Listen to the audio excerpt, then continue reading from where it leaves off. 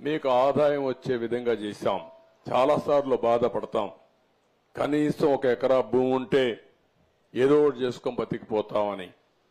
ఇంకొక పక్కన ఎవరన్నా ఒక యాక్సిడెంట్ అయ్యి మంచానికే పరిమితం అయిపోతే, అనారోగ్యం వచ్చి మంచానికే పరిమితం చాలా మందిని చూశాను.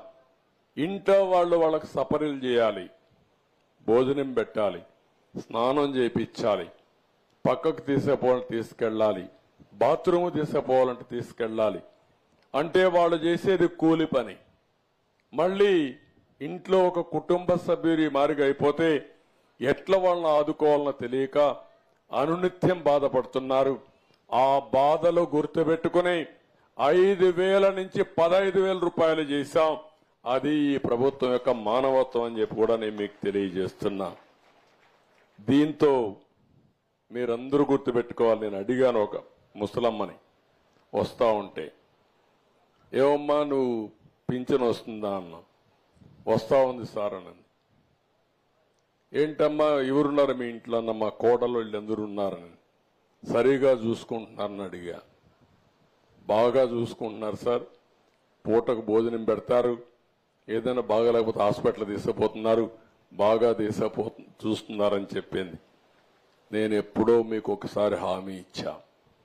ప్రతి ఒక్క కుటుంబానికి పెద్ద కొడుకుగా ఉంటా, కుటుంబ పెద్దగా ఉంటా, మీ బాధ్యత తీసుకుంటానని ఆ రోజు చెప్పాను. ఈ డబ్బుల వల్ల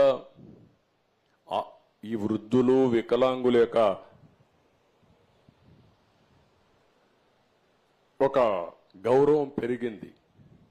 ఒకప్పుడు మీరు చూస్తే, మీరందరూ ఆలోచిస్తే, ఒకప్పుడు ముసలాళ్ళు ఉంటే మేమే కష్టాల్లో ఉన్నాం, వీళ్ళని భరించేది మేమెక్కడ భరిస్తాం అనుకునేవారు.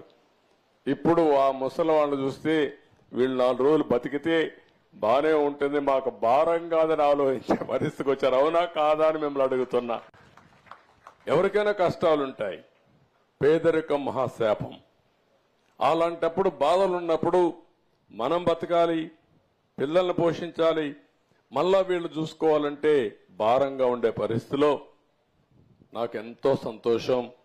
ఇప్పుడిచ్చే 4,000 పెన్షన్లో దగ్గర 2,800 రూపాయలు నేనే ఇచ్చానంటే దానికంటే నా జీవితంలో ఇంకోటి నేను ఆశించను.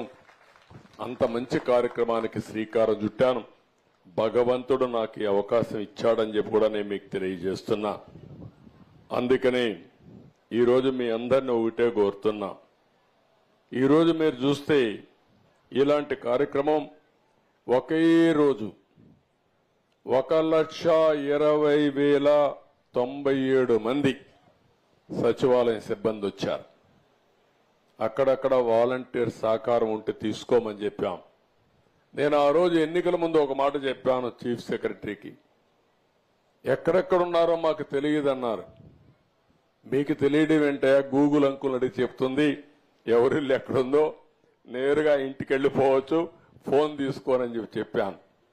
అంటే టెక్నాలజీ బాగుండే రోజుల్లో ఎవరు ఎక్కడుంటారో నేరుగా కారులో కూడా ఎక్కితే